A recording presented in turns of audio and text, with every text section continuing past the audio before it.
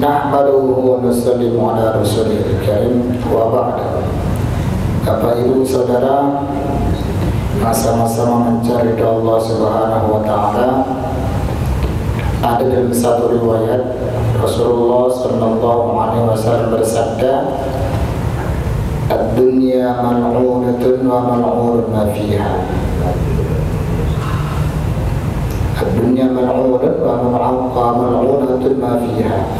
Dunia itu dilaknat, dikutuk, dan dikutuk pula apa-apa yang ada di dalamnya.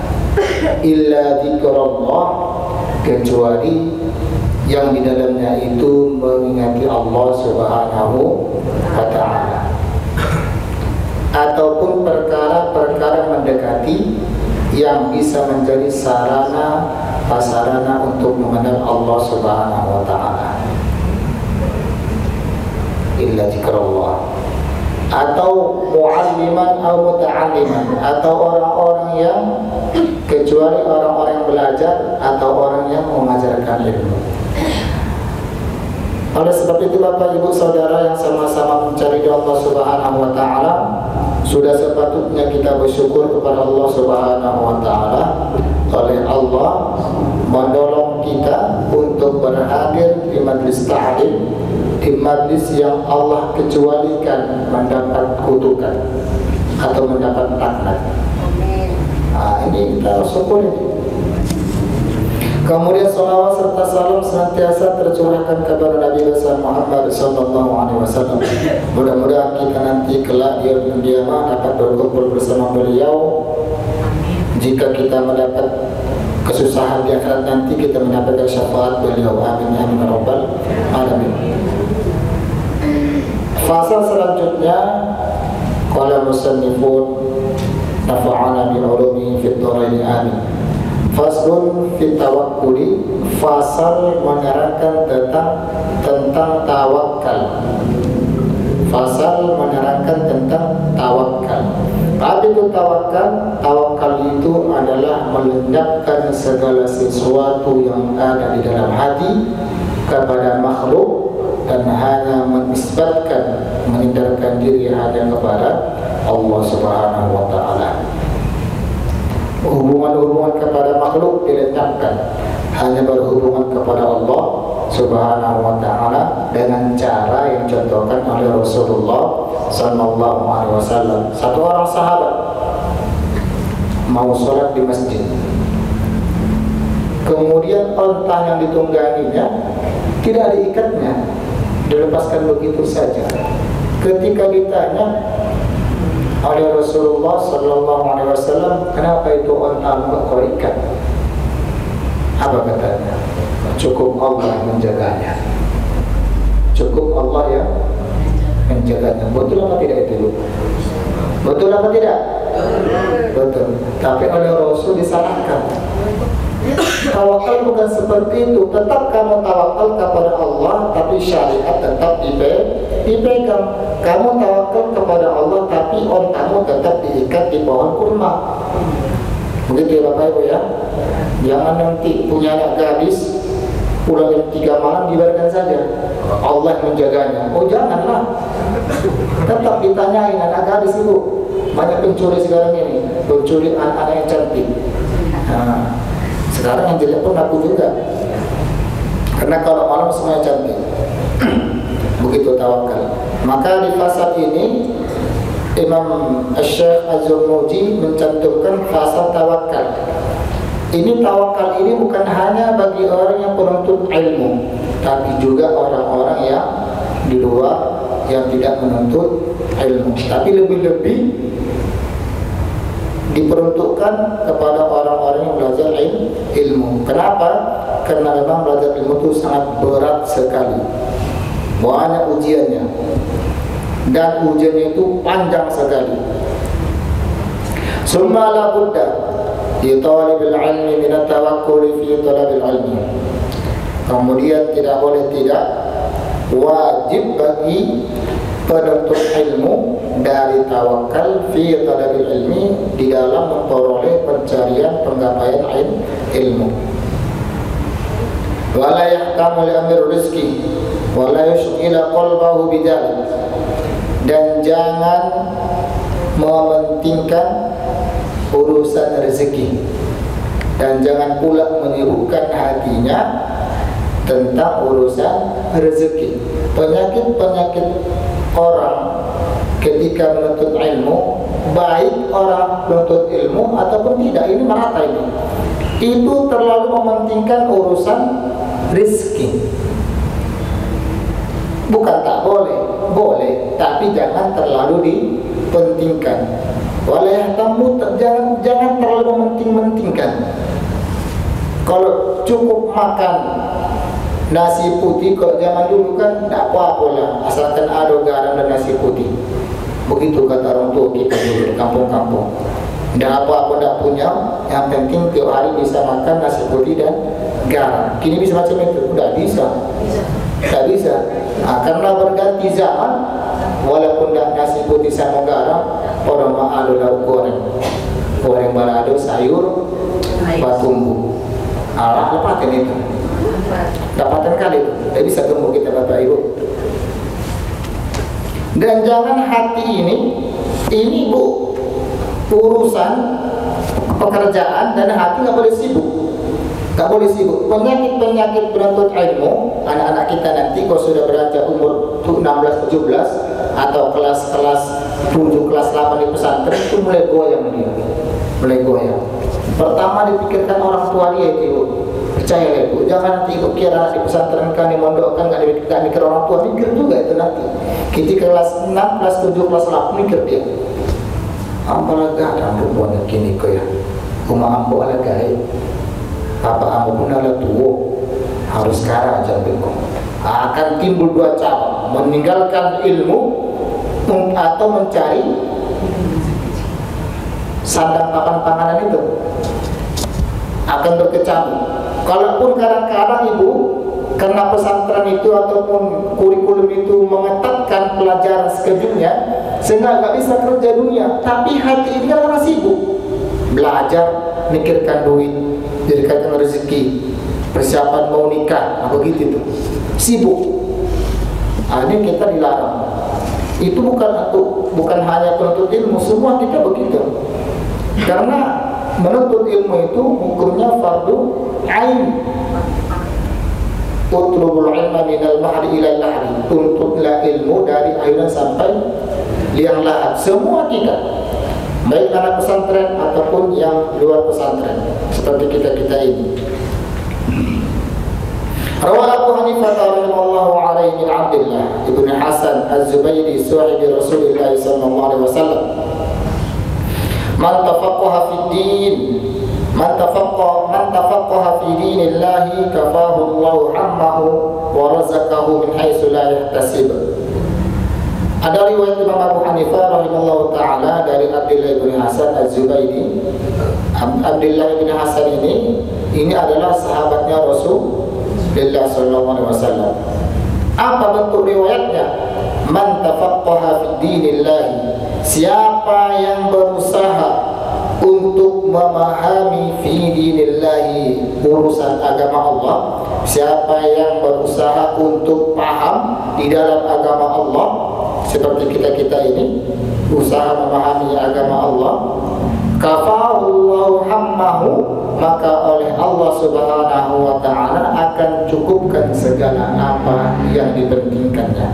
Segala yang kepentingan kita Bapak Ibu sudah Allah cukupkan ya. Jangan malah kita pikir-pikirkan kali urusan apa yang kita pentingkan hari ini. Contoh begini Bapak Ibu, hari ini kami sedang kadang-kadang ini belajar ilmu-ilmu yakin. Begini nih kita ya, kalau ada hajat kita, kamu butuh kini 100.000 kini kau, umpama macam ini. Umpama kini kau kita ada waktu dalam hati, kamu kini kau butuh kini 100.000 dan orang Bali, entah apa itu, entah anda baru beli lakinya atau baru beli anaknya, atau begitu juga orang tua. Hari ini saya butuh duit ini, karena istri saya pesan tadi, bang kalau pulang abang nanti belikan mie tete, begitu kira-kira. Itu nanti lepas dari masjid atau bagaimanapun caranya, biasanya yang kita inginkan itu dapat Bapak Ibu. Sesuai dengan janji Allah, Allah akan cukupkan. Tapi jangan perlu Bapak nanti aku pengen bini dua, punya hajat di sini nih. Kata Ustaz tu kok apa yang dihajatkan Allah kabulkan. Pak asal pun Bapak boleh siku aku butuh bini dua kata. Insya Allah sampai kada makan garu nih. Yakinlah kali garu nih.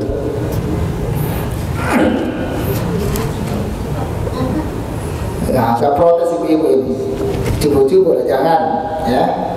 Wa razaqahu min haitsu la yahtasib, dan Allah memberikan rezeki dari cara yang tidak disangka-sangka. Urusan rezeki dari Allah. Sebagaimana yang termaktub dalam Al-Quran, ketika Nabi Zakaria memberikan makanan kepada Ibunda Maryam. Ya, ini Nabi Zakaria ini nabi, orang soleh Bapak Ibu. Udah soleh, Nabi pula mendapat wahyu. Kemudian Nabi jaga soleh juga, namanya Ibunda Maryam. Tempat penjagaannya di mihrab, tempat suci, ataupun di masjid. Kira-kira kita kini di masjid. Dan tempat itu Ibu, pintu menuju kamar beliau itu 7 lapis yang menjaga Nabi, yang dijaga perempuan orang baik.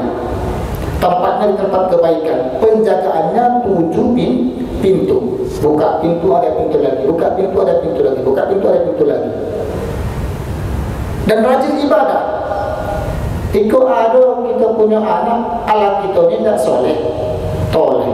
Anak kita pun tidak soleh, dikurung di kamar. Satu pintu dikasihkan HP, rusaklah. Bagaimana kita menjaganya? Kalau menjaga orang soleh Bapak Ibu, menjaga intan permata itu harus lapis-lapis dia. Kalau dia KW-KW, ya overlap di situ. Kalau sudah mulai mahal, kotaknya pun cantik. Udah kotak, ada kotak dalamnya lagi. Baru nampak, oh rupanya mutiara di dalamnya. Nah ketika itu Bapak Ibu, ketika Nabi Zakaria hendak memberikan makanan, Nabi Zakaria kaget. Yuk, ini makanan lengkap kali, dari mana ini makanan? Apa kata Ibunda Maryam? Hada min indillah. Min aina laki hada, kata Nabi Zakaria. Dari mana kau dapatkan ini wahai Maryam? Maryam katakan hada min indillah. Ini dari Allah Subhanahu wa ta'ala. Urusan rezeki gampang kali, gampang sekali. Satu saat Nabi Musa bertanya kepada Allah, ya Allah, bagaimana caranya Engkau berikan makan kepada makhluk segini banyaknya? Bagaimana caranya? Oleh Allah tidak jawab. Hai Musa, pukul itu batu. Disuruh pukul batu, dipukul batu yang besar, pecah batunya menjadi kecil. Kemudian oleh Allah katakan pukul lagi itu batu, dipukul lagi batu itu, besar, makin kecil lagi batunya. Kemudian kata Allah, pukul itu batu, dipukul sampai sebesar ini batu itu. Kemudian pecahkan lagi, dipecahkan, terbelahlah batunya. Kemudian oleh Allah Subhanahu wa ta'ala katakannya, Musa, dekatkan matamu. Ketika dekatkan matanya, nampak ulat warna hijau memakan rumput yang warna hijau. Artinya ulat dalam batu pun bisa makan. Maka Musa lihat, ulat ini cantik kali, hijau, dari mana ulat ini? Kan? Ada cacing dalam batu? Ada. Nah, ini dari mana ini ulat ini? Kemudian oleh Allah katakan, hai Musa, dekatkan telingamu. Dekatkan telinganya. Apa kata ulat itu? Subhanallah man ro'an. Maha suci Allah yang senantiasa memandangku, melihatku. Subhanallah man sami'ani. Maha suci Allah yang maha mendengarku. Subhanallah, subhana man razaqani. Subhanallah man razaqani. Maha suci Allah zat yang maha memberi rezeki kepadaku. Ini Bapak Ibu, ulat ada dalam batu masih bisa makan. Masa kita ini berakal, punya mata, punya telinga, bisa bergerak-gerik ke sana kemari, urusan rezeki malah takut. Nah, ini yang kata ulama, jangan dikhawatirkan, karena manusia sifatnya ketika perutnya kosong mesti mencari dan pencarian itu sangat mudah. Beda kalau ilmu, kalau nggak dipikirkan ya nggak dapat, nggak bisa dipikirkan. Ilmu Bapak Ibu saking mahalnya, memikirkan ilmu itu sulit. Untuk kita memikirkan ilmu itu sulit. Saking mahalnya. Orang Bapak Ibu ditanya orang yang mulai hidup, Bu, yang hormati gubu-gubu, tapi ikan ibu hanya beli motor atau beli mobil, lagi hilang kata tuanya. Tapi saja makan alasu, syukur. Kenapa? Tinggi kali mobil ini. Ilmu ini Bapak Ibu lebih tinggi lagi. Makanya orang nggak terpikirkan orang itu. Dari pikirkan pun belum tentu dah. Kenapa udah dipikirkan, dicari, disungguh-sungguhkan tentu dapat. Saking mahalnya itu ilmu. Karena pentingnya ilmu, mahalnya ilmu, masalah rezeki yang kecil-kecil ini jangan sampai menyibukkan hati kita. Jangan sampai menyibukkan hati kita. Fa inna man syaghala qalbahu birrizqi minal quti wa qiswati qallama tafarraq li tahsili makarim akhlaq wa ma'alil umur. Karena sesungguhnya orang yang sibuk hatinya tentang rezeki, sibuk hatinya urusan makan, sibuk hatinya urusan kiswah, pakaian, qallama tafarraq, jarang sekali berkesempatan litahsil makarim akhlak, untuk menggapai, menghasilkan akhlak yang mulia. Jarang kalau hatinya sibuk urusan rezeki, urusan pakaian, sandang. Ini sulit untuk menggapai akhlak yang baik itu. Wa ma'alil umur, dan menggapai ketinggian perkara, sulit didapatkan. Kalau rajul liman surul halaj ausini, jadi ada seorang laki-laki berkata kepada Imam Mansur Al-Hallaj, apa kata laki-laki tadi? Ausoni, berikan pesan kepadaku, nasihati aku, wasihati aku. Kemudian Allah tadi katakan apa? Hiya nafsuka, hiya nafsuka. Bentuk wasiat kepadamu adalah itu dirimu, jaga dirimu. Illam tusgilha sagolatka, jika engkau tidak menyibukkan dirimu, sagolatka, maka engkau akan disibukkan oleh dirimu. Artinya, kalau kita nggak mau sibuk dengan kebaikan, dengan ilmu, dengan amal, maka kita akan sibuk juga, dibawa oleh nafsu kita, sibuk urusan di luar ilmu dan di luar amal kebaikan maksudnya. Fayambagi likulli ahadin ayusjila nafsahu bi'amal khair hatta la tastajila nafsahu bihawa. Maka sepatutnya setiap orang untuk menyibukkan diri bi'amal khair, dengan amal-amal kebaikan, hatta la tastajila nafsahu bihawa, sehingga dirinya tidak sampai menyibukkan atau sibuk dibawa oleh nafsunya. Nah, Bapak Ibu, kita harus pintar-pintar. Nah, jadi orang itu kalau nggak sibuk baca Quran, maka sibuk baca Quran. Kalau nggak sibuk melihat aib diri sendiri, maka akan sibuk melihat aib orang lain. Kalau nggak sibuk urusan rumah tangganya, maka akan sibuk urusan rumah tangga orang lain. Pengen tahu aja, kepo namanya. Ada seperti itu, pengen tahu aja. Wala yahtabul aqil amri dunya, maka orang yang berakal itu tidak mementingkan urusan dunia. Li'annal ham wal hazan la yuraddu musibata wa la yafa.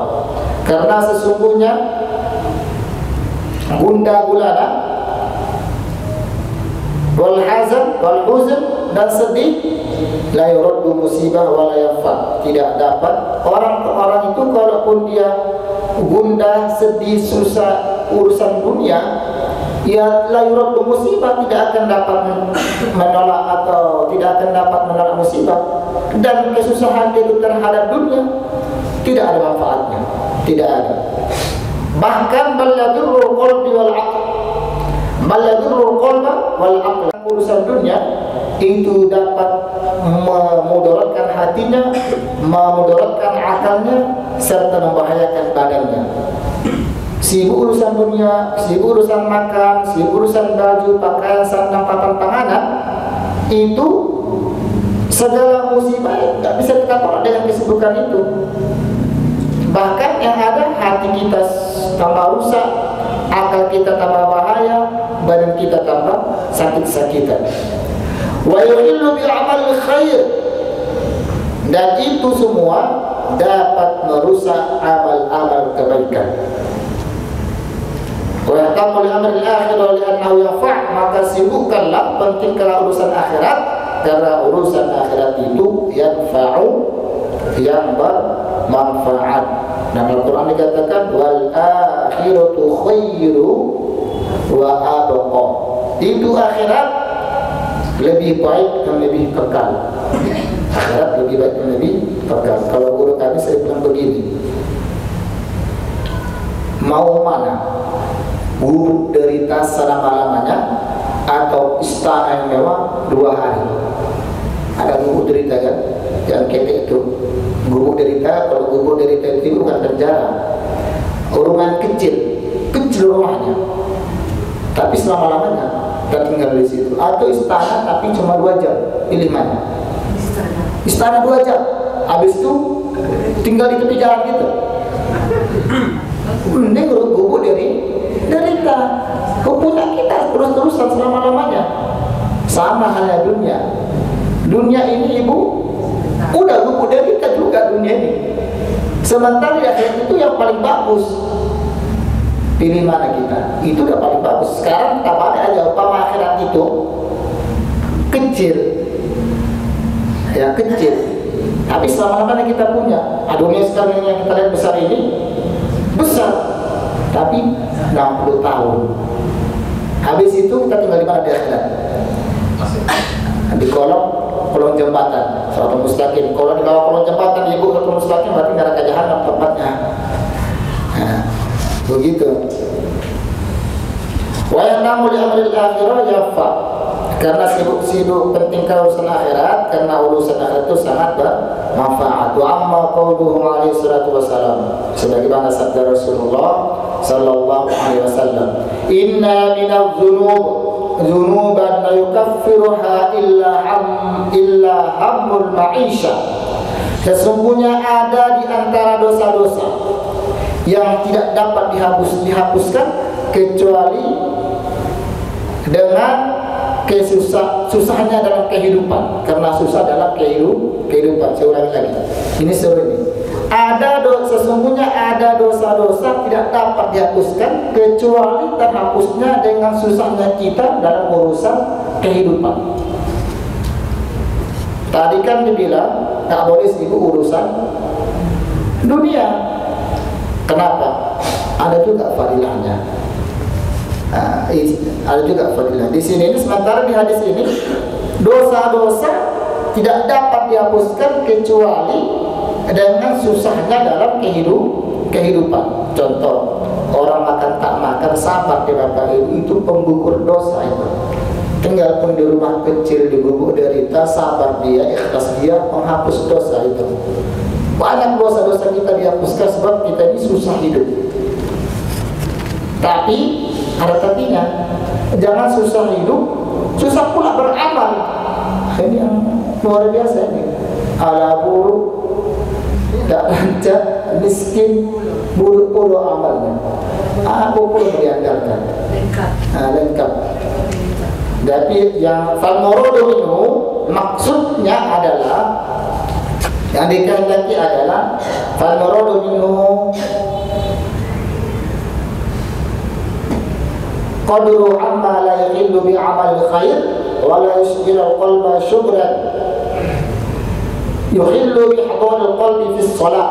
Maksudnya adalah ukuran susahnya kita dalam menggapai kehidupan dunia itu la yahillu bi amal khair, tidak merusak amal-amal kebaikan. Susah kita ibu, susah. Makan tak makan kita.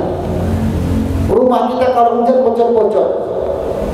Air harus ditimba-timba dulu, itu pun air laut. Air pump tak masuk, umpama seperti itu.